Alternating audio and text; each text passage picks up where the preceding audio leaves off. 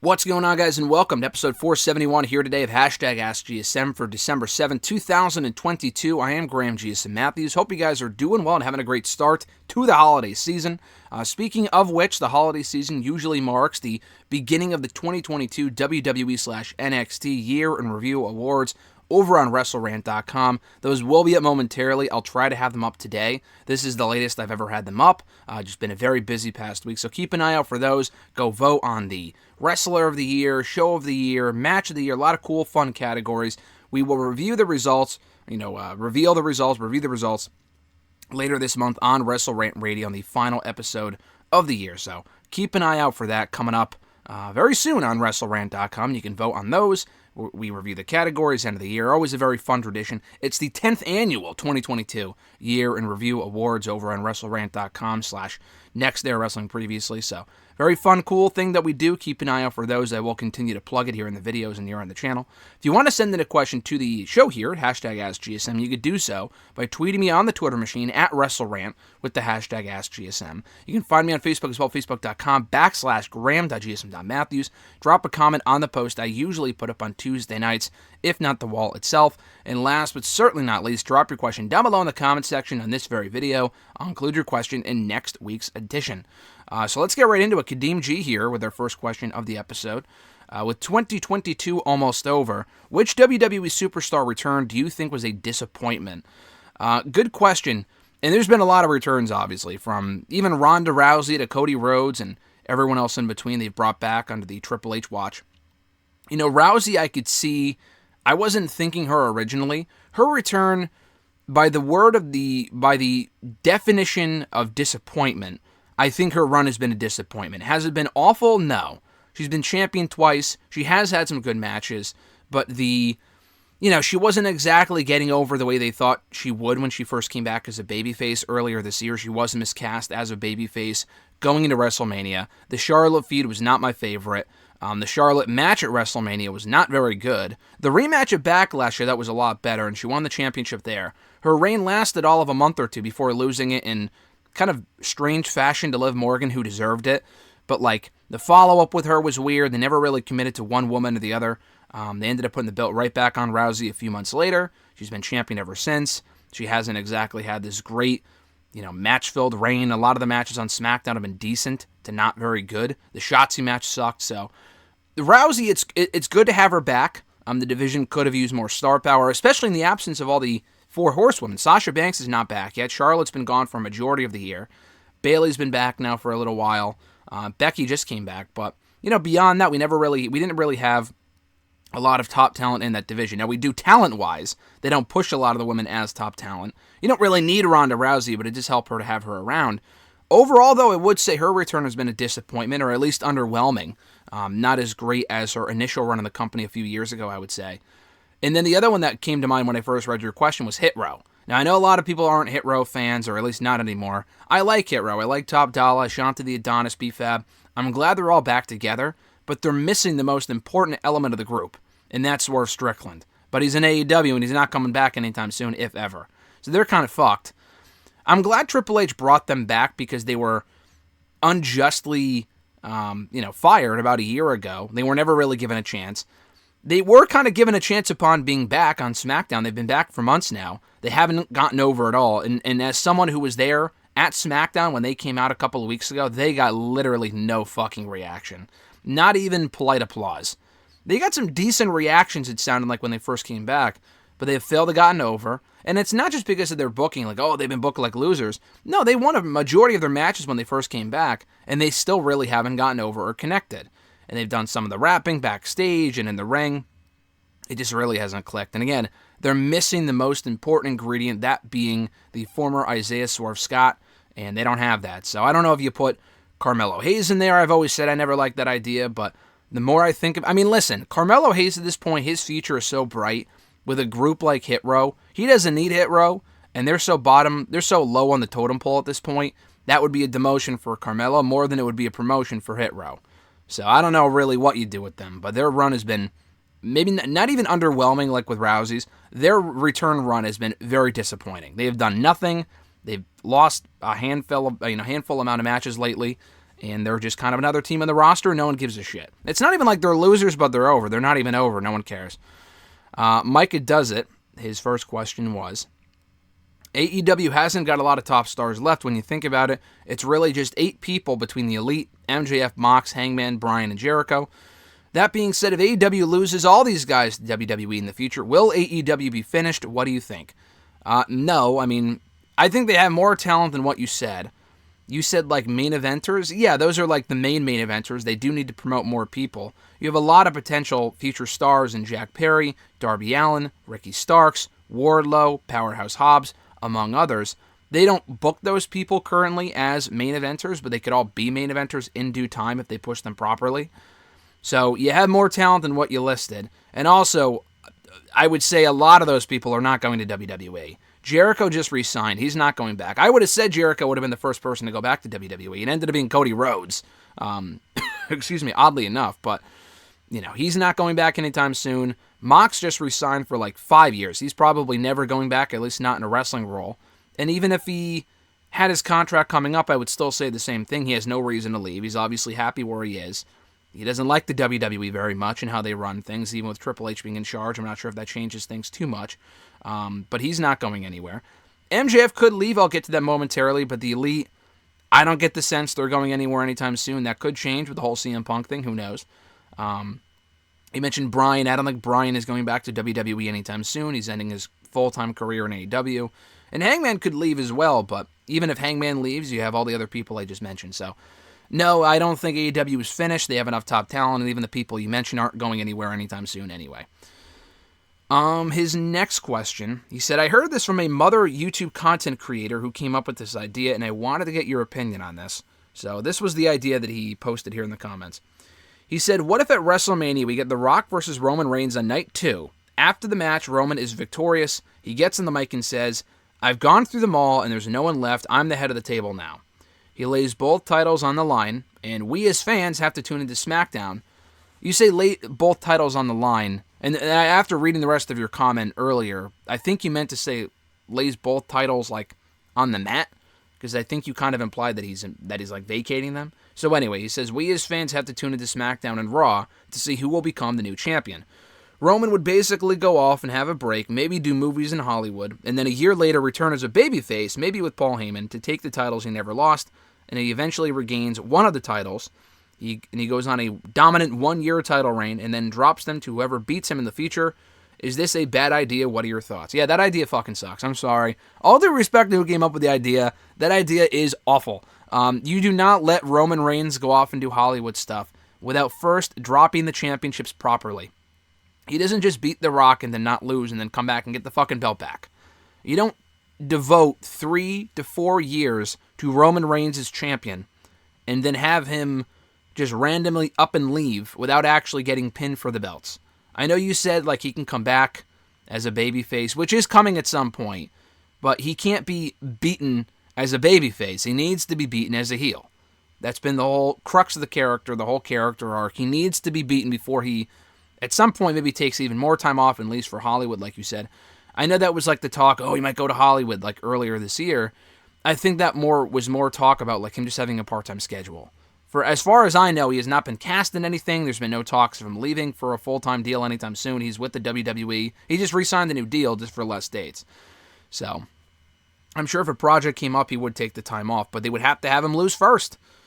I mean, the moment needs to be booked perfectly, but even if it was something with as shitty as like a fucking cash-in on the briefcase, with the Money in the Bank briefcase, even that's better than him just dropping the titles. Not even dropping the titles, just laying them out on the mat and then disappearing, and then it's like, well, we just built this guy up for nothing. Yeah, you can have him come back and get beaten, but that's a year later, and it's not the same. So, no, I do not like that idea. They should absolutely not do that.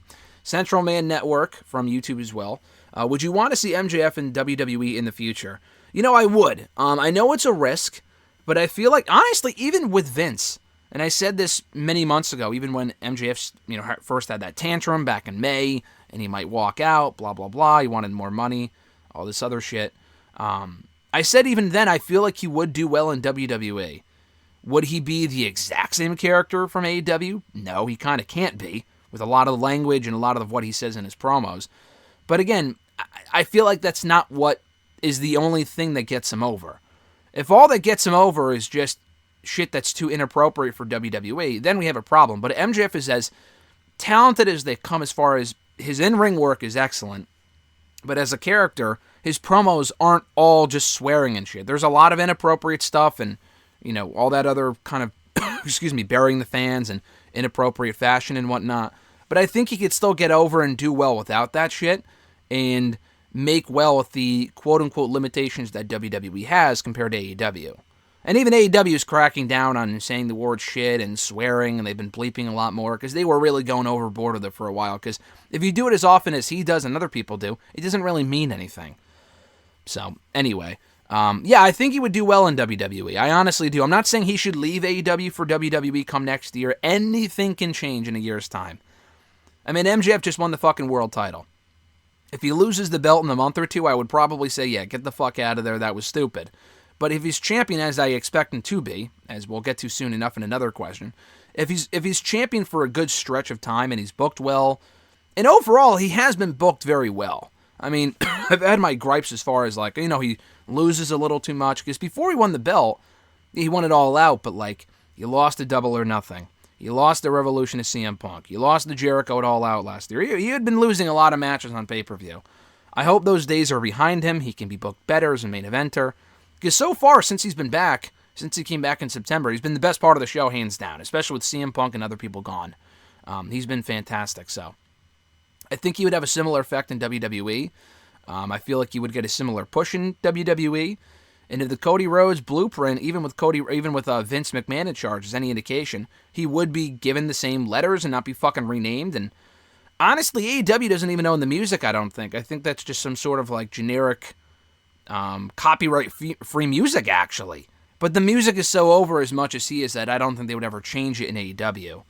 That's why they haven't given him a new theme or whatever. But, like, if you go to the license-free music, the copyright-free music here on YouTube for your videos, I think his theme is available to use because it's one of those copyright-free songs. So they could probably use that in WWE. I wouldn't be shocked if they gave him a new song. I would probably expect that. But I feel like if you want to get the full effect of the character, you give him the same song. Copyright-free or not. Who gives a shit? I know WWE likes to own everything, even with Triple H being in charge. That doesn't really change. It's still a corporation. But that music is fucking fantastic. So they would need to use that in like a Rumble or if he would ever debut. So we'll see. I'm not saying he should go there, but I would like to see it. And I think he would do well. And I think it would be interesting. Nike only from YouTube. Could The Rock win in the men's 2023 Royal Rumble match? Possibly turn him heel, just like in 2014 when Batista also won the Royal Rumble match. No, I would think, I think there will be people that would be unhappy, especially the internet wrestling community, for sure. I would be one of those people. Like, for example, if I was there, I've said this before, it's one of those things where it's like, wow, it's fucking cool The Rock's there. And the issue is, and I won't go into a major tangent about this because I've already talked about it a lot before, if we get Rock and Roman at Mania, The Rock has to win the fucking Royal Rumble. I know people have said, oh, Cody can still win the Rumble and Rock can just challenge. What the fuck does that even mean? I mean, do we need to have Roman pulling double duty? The answer is no. Moreover than anything, I don't want Rhodes' road to the title or his journey being overshadowed by The Rock.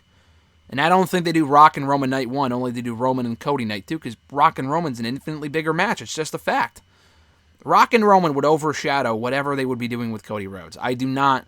Hey, listen, maybe they change my mind and it ends up being perfectly well executed. I just don't see that being the case. I'm not even convinced Rock is coming back. So I wouldn't even... it annoys me seeing all the talk about Rock winning the Rumble, because he shouldn't.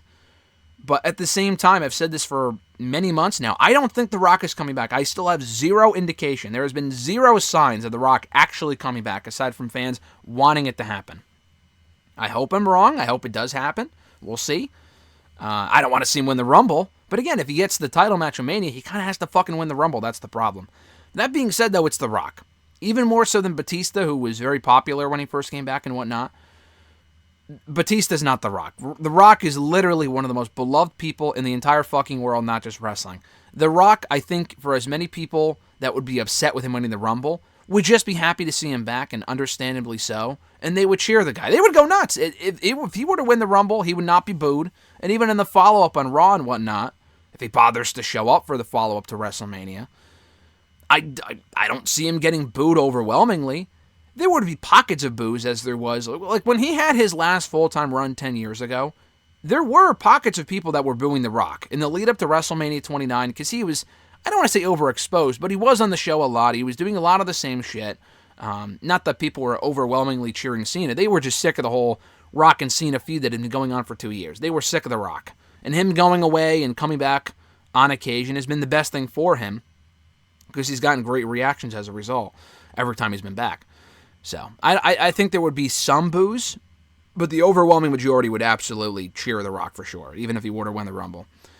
Billy from YouTube as well. I'm hearing multiple reports over William Regal that he's gone, and also that he's not gone. Have you heard anything confirmed? If it's true that he's left, do you think it is really because he had a short-term deal, or excuse me, or is it because of poor booking? Yeah, I think he's gone. I can't confirm that. I don't have sources in the company, but per PW Insider and Fightful Select, two very good, credible sources, both sources reporting that Regal is indeed gone. That the way they wrote him out last Wednesday on the show, which was pretty... I mean, why else would they do that angle if Regal wasn't being written out? I know you'll probably have a better answer by the time people listen to this, by the time this goes up. I know they're addressing Regal's absence, I guess, on the Ring of Honor Final Battle call today. And Khan also said he'll address it on Dynamite, which... I mean, I would be surprised if they talked to, Regal's not here anymore. I mean, that would be a little weird. I could see him mentioning it in the conference call because he kind of has to. Like, is the guy under contract or is he not under contract?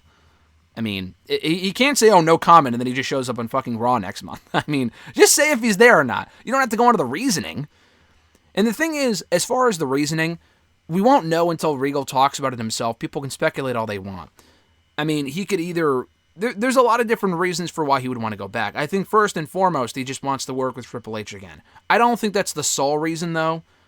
I mean, it's one of those things where he was only in AEW for like fucking 7 or 8 months. And he had a great run, so I don't think it's poor booking. It's not like he was never used. The guy was on the fucking show every single week. You talk about people like Miro, who's been on the show 3 times this year. He's had all of like 3 or 4 matches in AEW. William Regal was on the show literally more than anyone else in 2022. He's been on the show every single week for the most part since he debuted in March. The Blackpool Combat Club absolutely cooled off, and it's a shame because it was such a great concept. I was really excited for it. They've really done nothing with the Blackpool Combat Club since Blood and Guts. They won Blood and Guts alongside Kingston and Ortiz or whoever it was, and they went on to do nothing. They kind of went their own ways and did their own things, and they had a lot of gold in July. Jon Moxley was the world champion. Yuta was like the pure champion. Claudio was the Ring of Honor champion. Claudio quickly lost that title. Moxley quickly lost the AEW title. Yuta quickly lost the pure title. They never chased the trios titles. They continue to lose the Jericho Appreciation Society. They've lost a lot. Danielson cannot beat Jericho to save his life. I don't know if Claudio's winning on Saturday. He might. But, I mean, there's a very good chance that they're breaking up Blackpool Combat Club and putting Claudio with JAS, which is fucking awful. But I don't think it's a poor booking thing, though. Because it seems like he had a lot of influence over his stuff, and he was on the show a lot. He was doing important stuff. He had great segments. I'm sure he enjoyed his time there. I think it's a combination of just... I really hope he's an on-air character in WWE as well, but wanting to do more backstage stuff, working with his friend, and maybe not traveling as much. I mean, he's not traveling a lot as it is in WWE. I mean, if he's an on-air character in WWE, he would probably be traveling just as much, if not more, in WWE. But, maybe he wanted to move back to Florida full-time and stay there, or work with his son, who's, I would say there now, but he was even there when Regal was last there. I mean, his son's been there for a few years now, most notably in NXT UK. So there's a lot of reasons for why he would want to go back. I don't think it's an unhappiness thing. Although I think if the gig was so great in AEW, why the fuck would he want to leave after 8 years? After 8 months. I'm sure there's a lot of different reasonings there. I would assume there's been a lot of different reports. His contract was 3 years and he had an out clause. No, it was actually 8 months. Who the fuck signs an 8-month contract? I mean, I think Lio Rush signed like a 3 or a 6-month contract. An 8-month or 9-month contract to me is very weird. I have never heard of that before, so I think there was probably just an out clause. He probably either signed a 1-year deal or a 3-year deal, and there was an out clause after like maybe a year or after 9 months. I don't know. And it's not a case of like, I heard a lot of people say, it's because they wrote into his contract that if Triple H ever took power in WWE, he can go back. That's the dumbest fucking thing I've ever heard. In March, when Regal went to AEW, Triple H was essentially on his deathbed. We didn't even know, what his status was. He wasn't on the show. He wasn't at the company. He wasn't doing anything. Vince was still very much in charge. So, the idea that Vince would have this, unless Regal leaked the reports, this idea that Vince would have this major scandal and that would cause him to leave was all expected back in March is ridiculous. So, I don't know, maybe it's a health thing, maybe he has health issues, we have no idea, but he is going back to WWE, it seems, from what it sounds like, and I'm not complaining. I will miss seeing him as a regular character on AEW, because he's been one of the better parts of the show all year, but I don't know, the whole thing is very weird, and I guess we'll find out more today, and I would assume we will see him back in WWE very soon, but like I said on Twitter on Sunday, moreover than anything else, I just want him to be happy and whatnot, but moreover than anything else, put the fucking guy in the Hall of Fame already. I mean, they should have done it when he was last in the company before he got fired a year ago.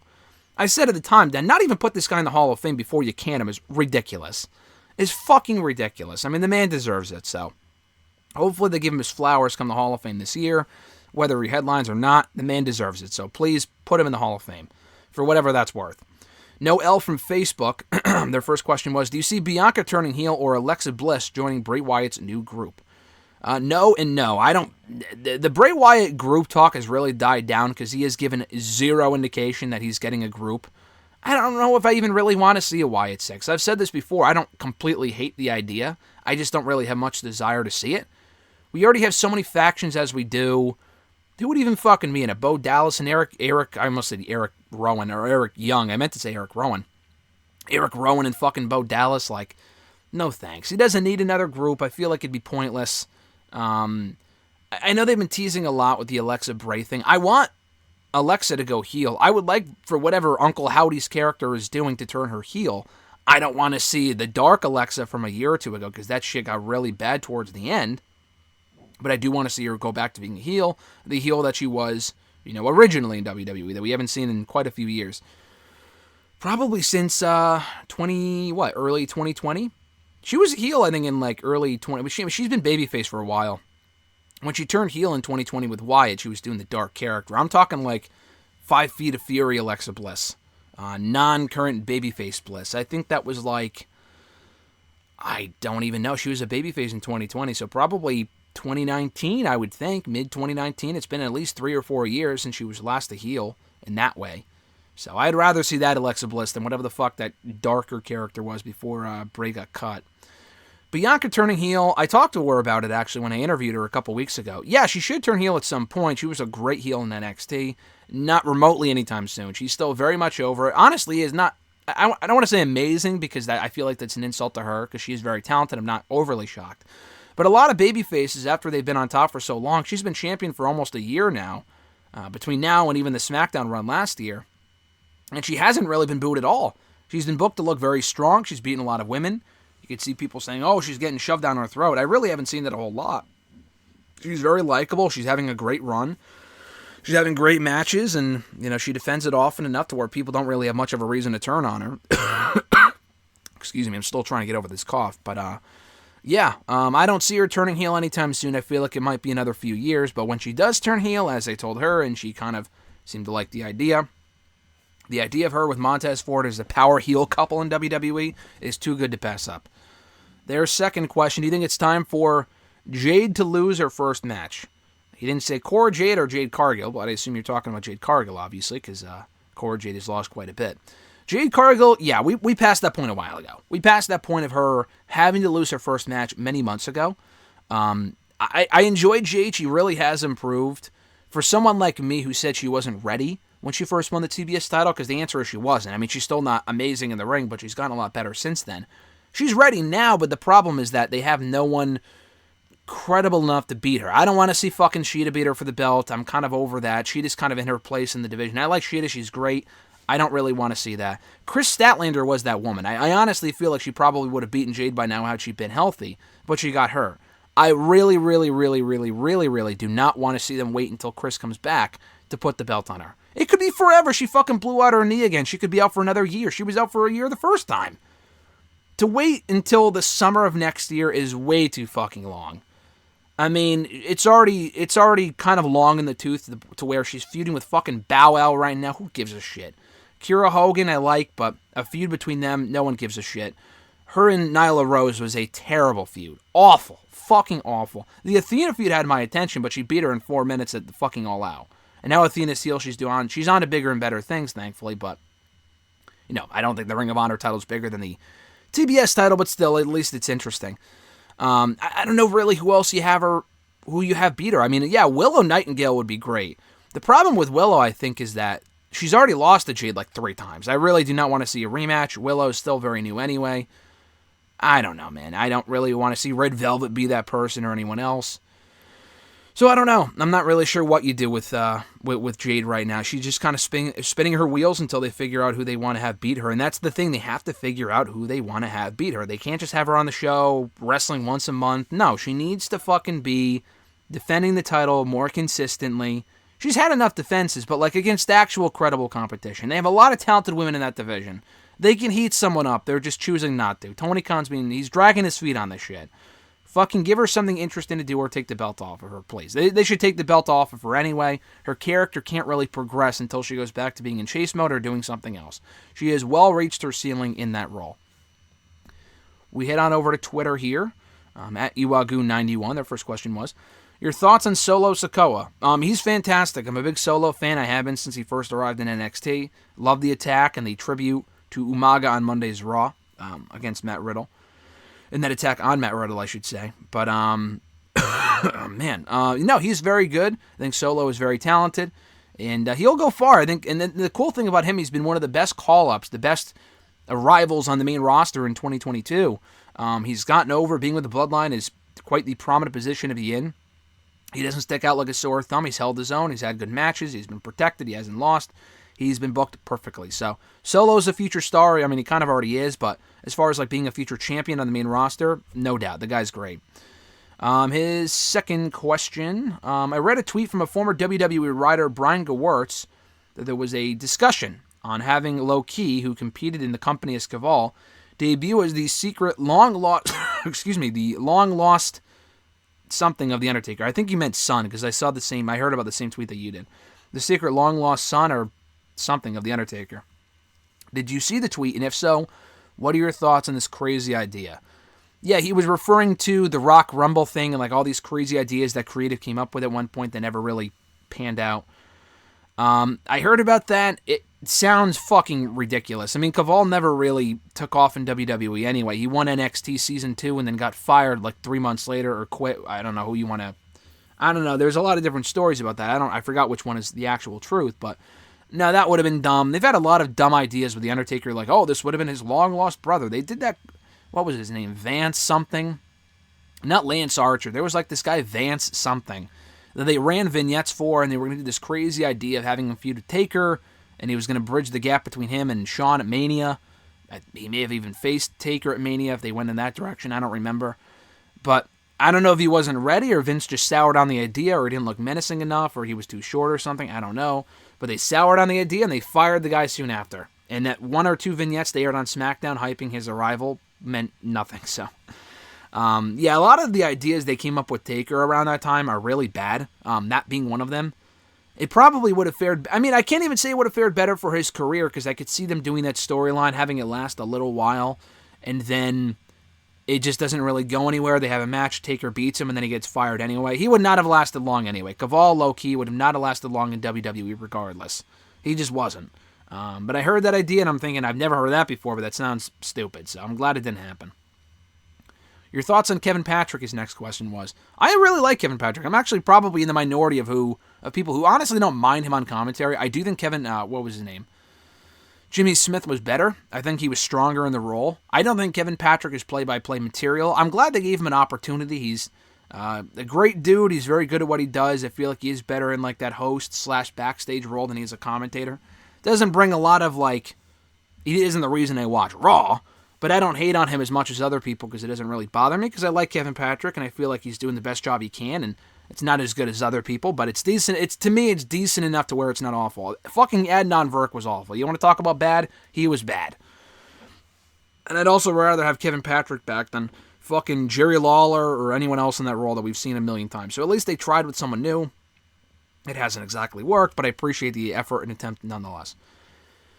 At Reborn Again, John Ritland from the Twitter machine and on YouTube, Real Honesty with John Ritland. Check out his show. Great stuff as always.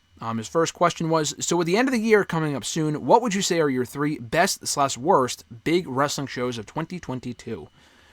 Good question. Best 3, Clash of the Castle, WrestleMania, and probably Revolution. Full Gear was a good show, too. I don't know, Revolution, just AEW is on this hot stretch from, like, last summer through, like, I would say through Revolution, maybe even Double or Nothing this year, where they could, like, do no wrong. They were doing fantastic stuff, specifically on pay-per-view. I loved Revolution. I thought Revolution was a really good show. Full Gear might have been better, though. So I may say Full Gear. It's one of the two. Either that or Forbidden Door was a really good show, too. So, I don't know, man. I did think WrestleMania was fantastic, though. I thought Clash of the Castle was a great show. But I would say the last big show of the 3, I mean, you could say Wrestle Kingdom. I watched Wrestle Kingdom this year. It's not among my favorite shows because I don't really follow the product, but it's always a good show. For AEW, I would probably say, let's go Forbidden Door. I'll even say it was even better than Full Gear or Revolution. We'll go Forbidden Door because I thought that was a really good show. Worst big wrestling shows of the year. WWE didn't have a lot of like bad big shows. Neither did AEW though. I thought of all the pay-per-views this year, the Rumble, which I didn't hate on the whole as much as some people, was probably the weakest show they did all year. So the Rumble was one of the worst big shows of the year. I honestly really did not like Double or Nothing. I know a lot of people did. I did not like that show. I thought it was fucking boring. Wasn't a fan of it. So Double or Nothing, Royal Rumble, and then I don't know what else, honestly.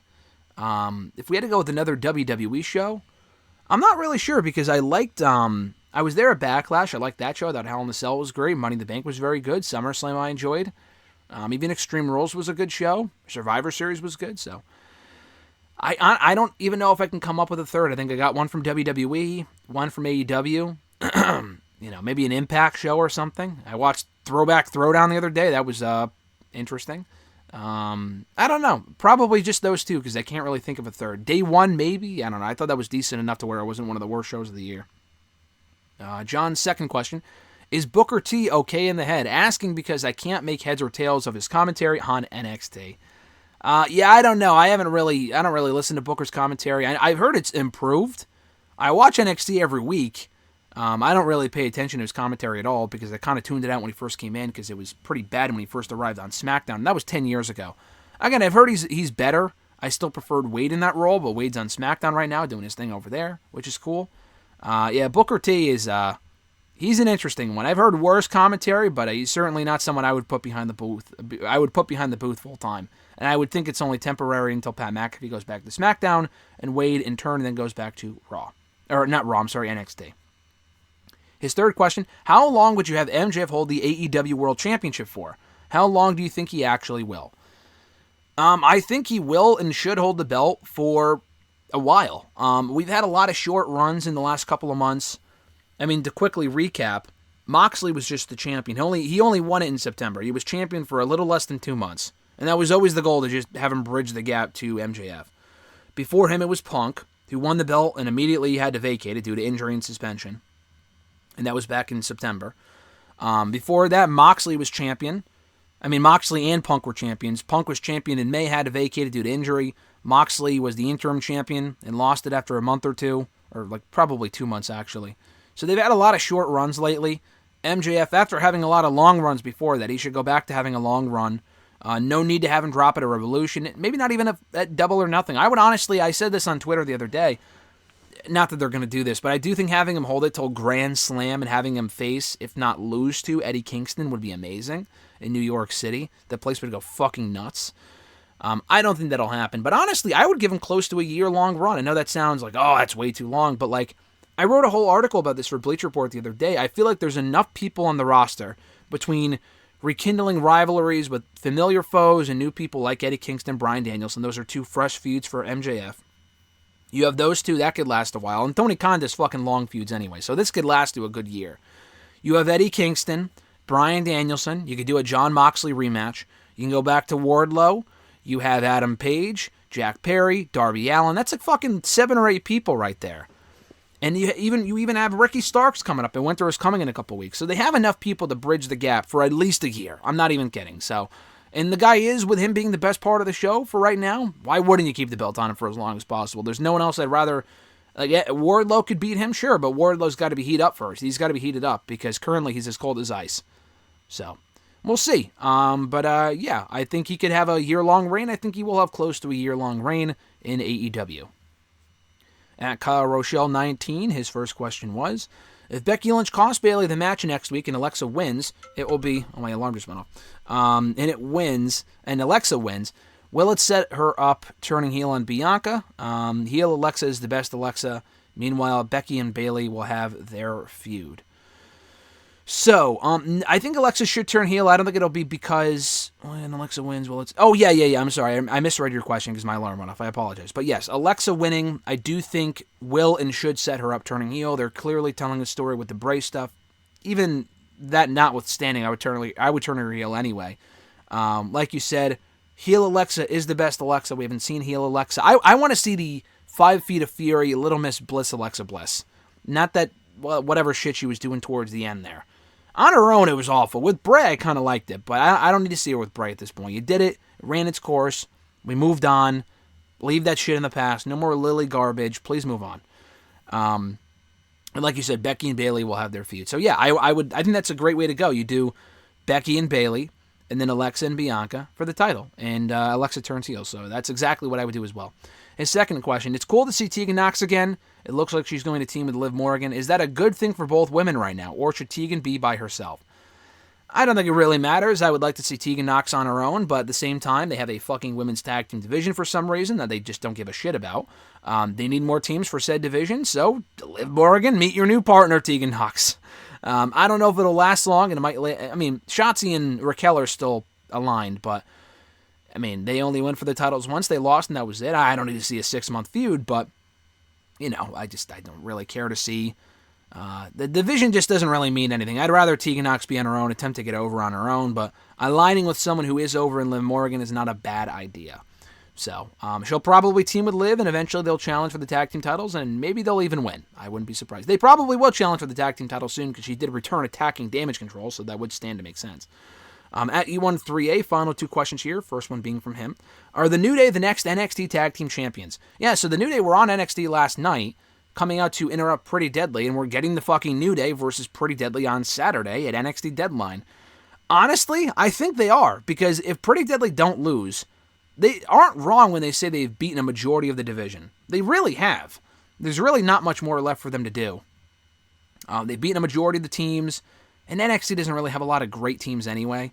So, yeah, I would, with the New Day, honestly, I would have them win. They are not the only team to have won all 3 sets of tag titles. That would be FTR, I think. I don't know if any other team has done that. But it would be cool for them to get the NXT tag team titles. And listen, there's nothing really more for them to do on SmackDown for right now. They were on SmackDown like a week or 2 ago. Then Kofi was just on SmackDown facing Gunther. Maybe they can have them pull double duty, but, you know, they already faced the Usos a bunch and they lost a bunch, so... They're not really they're not going to feud with the Raiders. They already did that. So, honestly, a brief run in NXT, I don't mind that at all. They can work with some new teams, maybe breathe some new life into the division. I like Pretty Deadly a lot, but I don't know who else you have. If they beat New Day, that's a major notch in their cap, but I think New Day are there to take the titles because I'm not really sure who else Pretty Deadly defends against if they don't lose to them. So, I think the New Day are indeed the next NXT Tag Team Champions, and I really don't hate that at all. I know the New Day have held the belts like a million times, but they've never been NXT Tag Team Champions.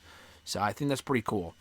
At BillMeister88, last question for the episode, would MJF be better staying in AEW than moving to WWE? He's prime in center in AEW, but would moving to WWE mean a mid-card run and ruining his momentum?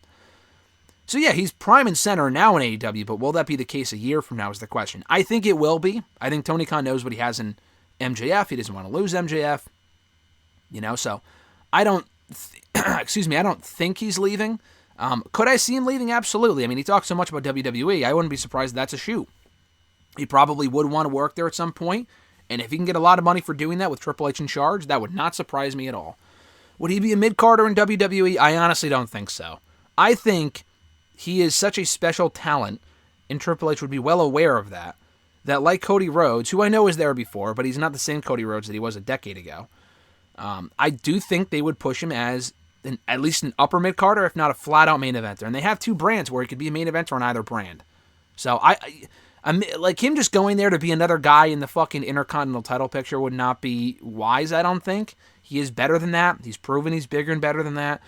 I don't think that's how they would book him, though. I feel like they would know what they have with him, and they would immediately push him to the top, a lot like with Cody when he came back, or AJ Styles more accurately, because he had never been in WWE before. But he came in and had a great run right off the bat. I don't think MJF would be much different. So that's why I'm not completely against, as I said earlier, the idea of him leaving and going to WWE, because I could see him going to WWE and doing very well for himself. It's really more a matter of where he's going to be his most happy, be the happiest, and also make the most money, because that's also a very big factor as well to him, and I'm not blaming him for that, because that makes a lot of sense. He's going to make a lot of money on his next deal. Unless he gets caught in a controversy or gets canceled or some shit, he is going to make a lot of money on his next deal, regardless of where it is. And it's either WWE or AEW. I still think at the end of the day he will stay in AEW. He's had a great run there. He's the guy. He's the biggest star they have, arguably, right now, especially with Punk being gone. Will that still be the case a year from now? What more will there be for him to do there in AEW after he drops the title? That's another thing too. Will he peak not too soon? I mean, he should have won the belt a while ago. But after he has his run, what more can he do? We'll see. I mean, people win and lose the title all the time. Hangman and Moxley both were champions, and they're still in AEW. They didn't leave. So, I don't know. We'll see. But I do think he would be very well booked in WWE. If I had to choose, I think he would probably be better staying in AEW because it's less of a risk. But again, it's all a matter of how the next year goes. If WWE goes back to being a shit product, or if AEW heats up again, or if MJF just falls down the pecking order, there's a good chance he goes to WWE. But otherwise, if he's booked to the same level he is now, my guess is he stays right where he is in AEW. And that's going to do it for episode 471. Was it 471? I think it was. Yeah, 471 of #AskGSM here today for December 7, 2022. Thank you guys, as always, for sending in your questions. If you want to send in a question to the show, you can tweet me on the Twitter machine at WrestleRant with #AskGSM. Find me on Facebook as well, facebook.com/ram.gsm.matthews. Drop a comment on the post I usually put up on Tuesday nights, if not the wall itself. And last but certainly not least, drop your question down below in the comment section on this very video. I'll include your question in next week's edition. And like I said earlier, guys, the 2022 WWE/NXT/AEW, I think I said only WWE and NXT earlier, but it covers AEW as well, obviously. All three promotions will be covered in the 2022 Year in Review Awards on WrestleRant.com. 10th annual Year in Review Awards. Have your voice be heard. Vote. Cast your vote. It's important to vote. And vote in the awards coming up this month. Coming up very probably today or tomorrow. I just have had a lot going on, but I will promise to put them up soon. And you'll still have plenty of time to vote. You'll have probably close to 3 weeks. So it's not easy. Even though I missed a week of time here in December, you still got plenty of time to vote. And the polls will be up till the end of the month. So keep an eye out for those on WrestleRant.com. I will plug them when they go up here on the channel and on Twitter and whatnot, so keep an eye out for those. Other than that, guys, have a great rest of your holiday season. I'm Graham GSM Matthews, and I'll catch your ass down the road.